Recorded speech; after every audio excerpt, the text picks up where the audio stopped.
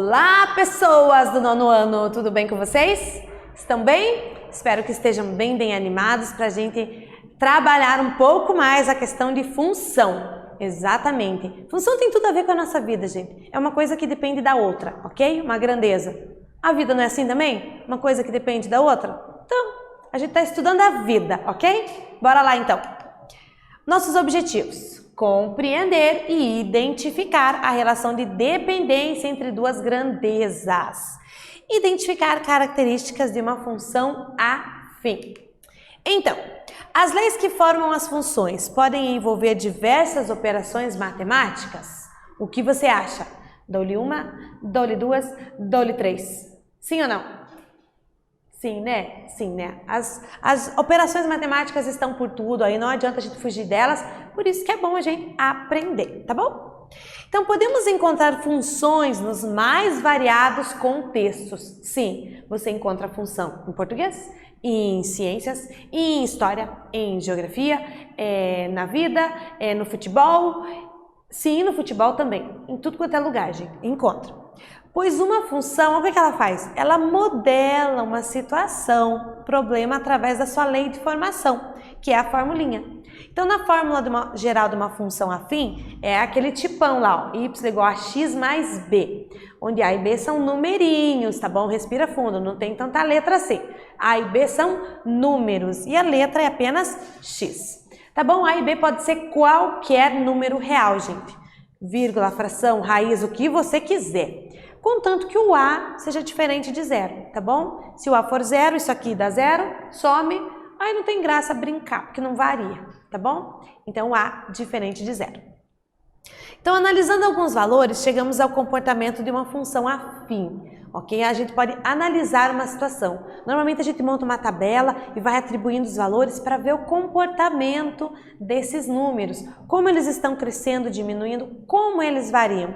Aí a gente consegue chegar em modelar de repente essa situação em uma função afim, tá bom? Então vamos lá para o dia a dia. Falei que tem tudo a ver com matemática no dia a dia? Olha aqui, vem cá. A maneira como as pessoas se deslocam pelos municípios é um dos grandes desafios atuais das administrações públicas.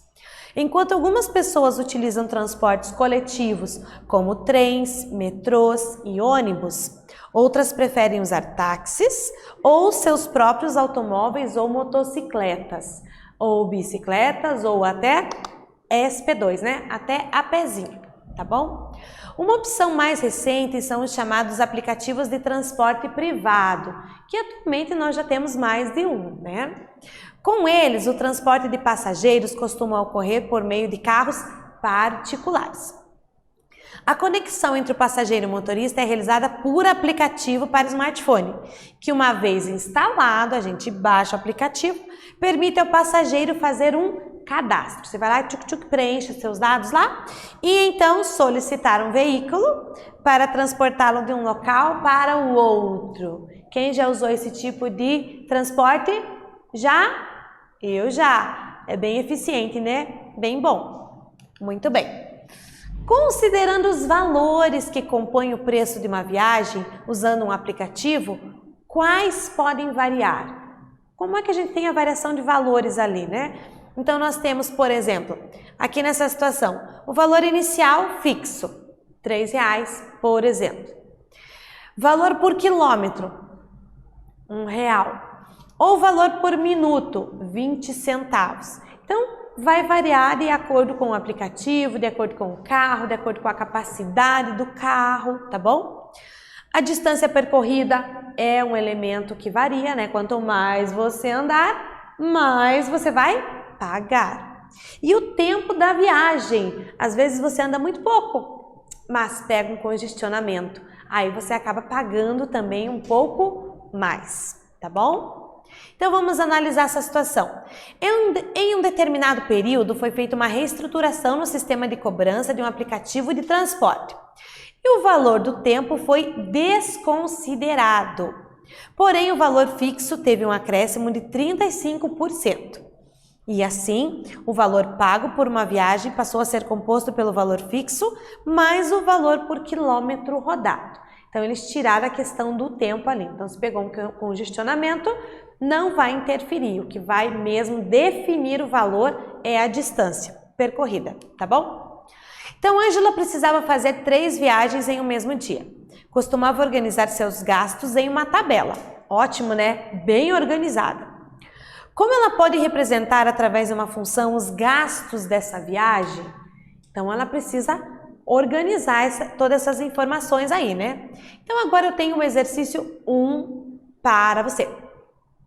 Em determinado período foi feita uma reestruturação no sistema de cobrança, beleza? Do transporte público. É aquela ideia de que foi tirado o valor fixo, o tempo de deslocamento, e foi considerado o acréscimo de 35% no valor fixo mais o quilômetro rodado. Então, ó, o valor fixo teve um acréscimo de 35% e o quilômetro rodado, então aqui tem uma mudança também. O quilômetro rodado, um acréscimo também de 15%.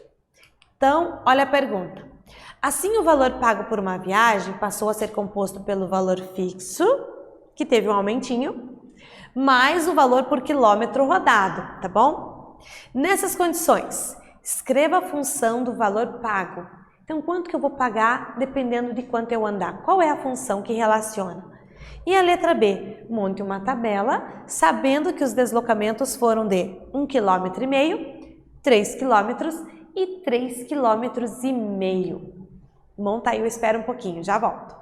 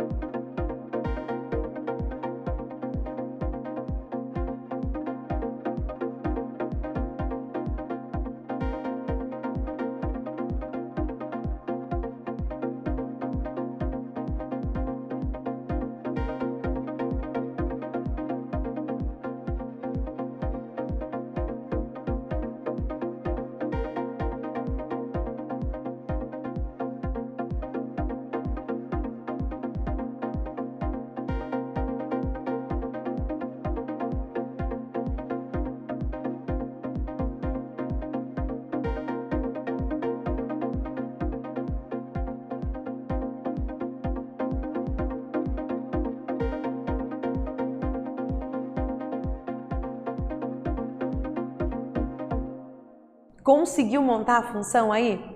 Lembrando que a função relaciona as duas grandezas. Então, no nosso caso aqui, o que é? O valor pago, dependendo da quantidade de quilômetros rodados, certo? Então, essas são as duas grandezas que nós temos nessa situação.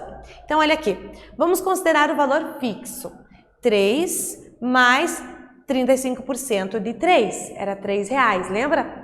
Então, R$3, 35% de 3 é R$1,05. Então, eu tenho R$4,05 de valor fixo. Era 3, né? Então, aumentou um pouquinho. Ficou para 4,05. E o valor por quilômetro rodado? Por quilômetro rodado era R$1 e aumentou 15%. Então, 15% de 1 vai dar 15 centavos. Então, vai dar R$1,15.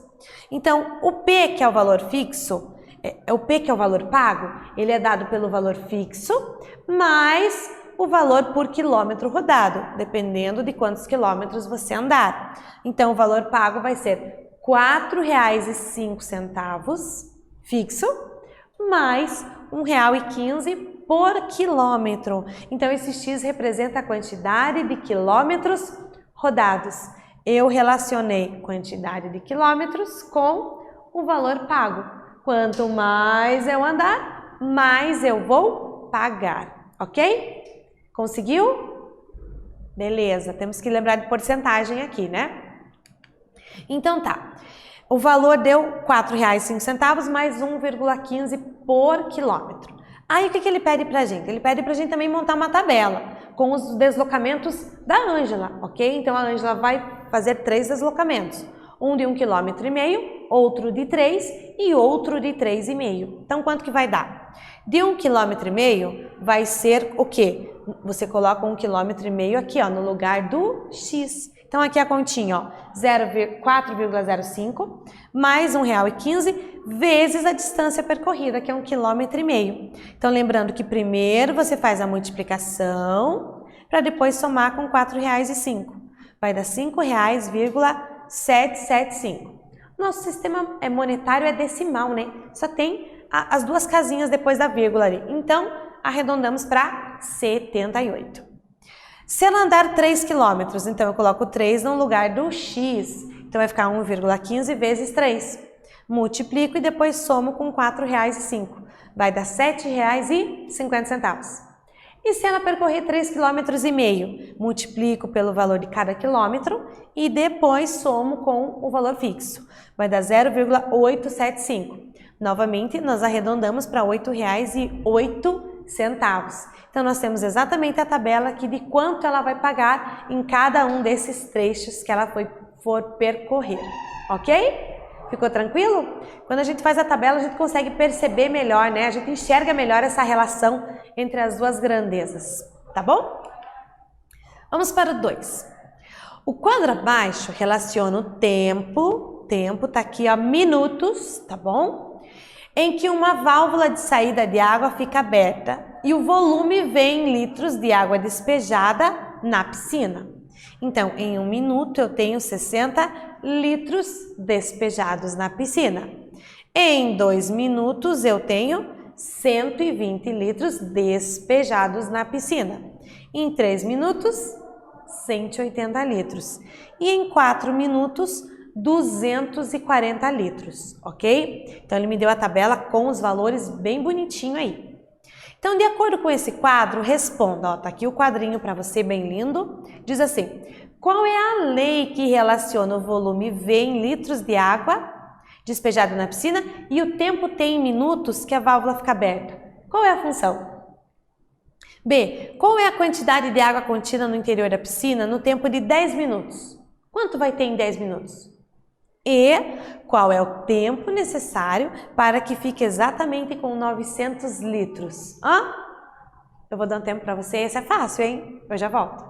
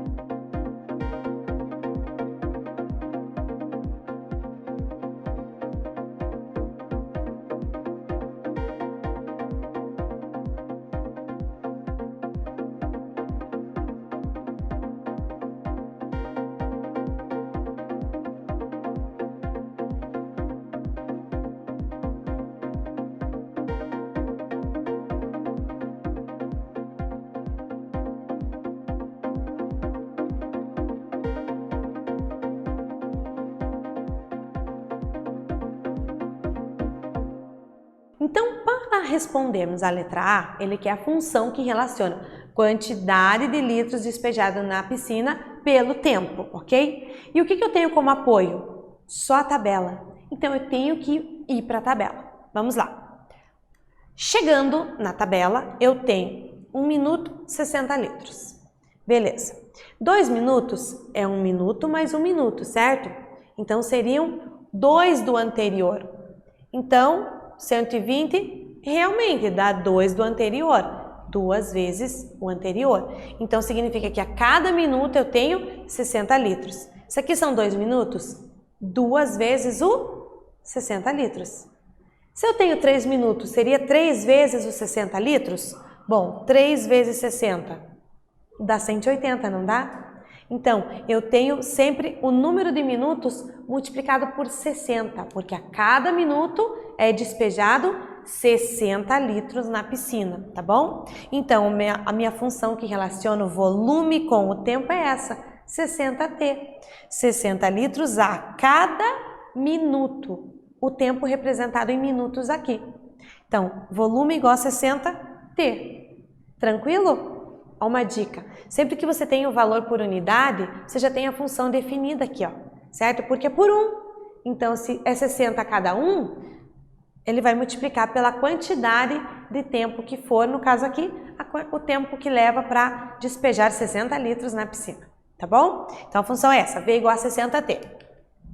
Aí, na letra B, ele pede, quanto vai ter na piscina em 10 minutos? Bom, se eu já tenho a função, você usa ela para tudo. Ele quer quando o tempo é 10. Então, você tira a letrinha T, põe o número 10 no lugar e faz a continha, gente. 60 vezes T, 60 vezes 10, né, que o T nesse caso é 10, 600 litros. Então, depois de 10 minutinhos, assim, rapidinho, 600 litros vai ter na piscina, tá bom? Deu isso, Teu? Deu? Espero que tenha dado. E agora ele quer quanto tempo? Ele vai trocar agora a pergunta. Ele quer quanto tempo eu tenho 900 litros na piscina? Então, eu já tenho a quantidade, eu já tenho o volume. Ele quer saber qual é o tempo para este volume. Então, você agora tira a letrinha V, porque a informação que você tem corresponde à letra V. Coloca o 900 no lugar. E você tem uma equaçãozinha. Letra para um lado, número para o outro. 60 está multiplicando, passa para o outro lado, dividindo. Então, o tempo vai ser de 15 minutos para que se tenha 900 litros na piscina. Ok? Muito bem. Explorando a função afim um pouco. As bonecas matrioscas, já ouviu falar? Também conhecidas como babushkas. É assim que fala, será? Babushkas. Aparece no filme O Aprendiz e Feiticeiro de 2010. Essas bonecas vêm na maior parte das vezes em conjuntos de 6 ou 7 peças, que se encaixam uma dentro da outra, ok? Já tem uma imagem aqui para você lembrar. Que está fazendo uma pesquisa sobre o seu significado? Por que eu tenho uma boneca uma dentro da outra? Qual o significado disso? Olha, ó, boa pesquisa, né? Observando a imagem abaixo, você consegue prever qual será o tamanho da próxima boneca? Então, vamos ver o desenho. Ó, matrioscas, essas aqui, ó, é uma dentro da outra, todas pintadinhas iguais assim, ó, bem bonitinho. Então, observando a imagem, você consegue prever qual o valor da próxima boneca? Quais informações matemáticas, gente, são necessárias para que eu possa responder essa questão? Se eu tivesse mais uma aqui, ó, no final, ou de repente eu tivesse mais uma aqui anterior, no começo, qual seria o tamanho dela? Que informação eu preciso para descobrir esse tamanho dela? Preciso saber o tamanho das outras, né? Ou melhor, o quanto varia de uma para outra. Seria importante, seria um dado bem legal de se saber. Então, para isso eu tenho o exercício 3 para você. Sabendo que a menor figura tem 1 centímetro de altura por 0,4 centímetros de largura e a maior figura tem 13 centímetros de altura, qual será a sua largura? Se vocês forem criar novas bonecas maiores com base nessas, aumentando o tamanho da coleção, sabendo que a diferença entre uma boneca e a seguinte é de 2 centímetros, vocês acham que é possível escrever uma função que determine a altura da maior boneca dessa nova coleção, sabendo o número total dessas bonecas? Será que é possível? Sabendo que a diferença entre uma e outra é de 2 centímetros? Qual seria essa função? Vamos dar uma olhada? Olha ali, ó. Lembre que uma função afim é representada na forma geral sempre por ax mais b. Eu vou dar um tempo para você pensar. Algo para te ajudar aí é fazer o desenho, gente. O desenho é algo visual, sempre ajuda a gente. Pensa um pouquinho aí, eu já volto.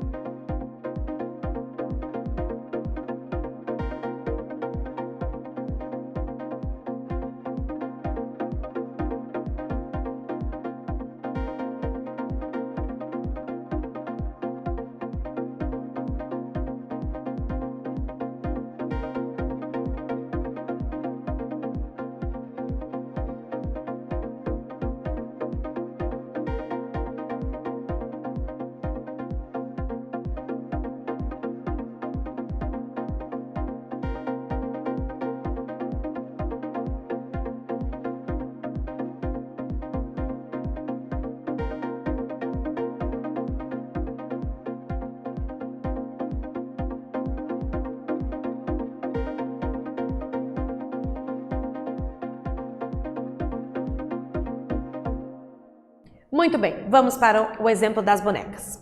Então, a figura menor e a largura da menor e a altura da maior e a largura da maior, ela tem uma proporção. Por isso que eu posso escrever desta forma aqui, ó.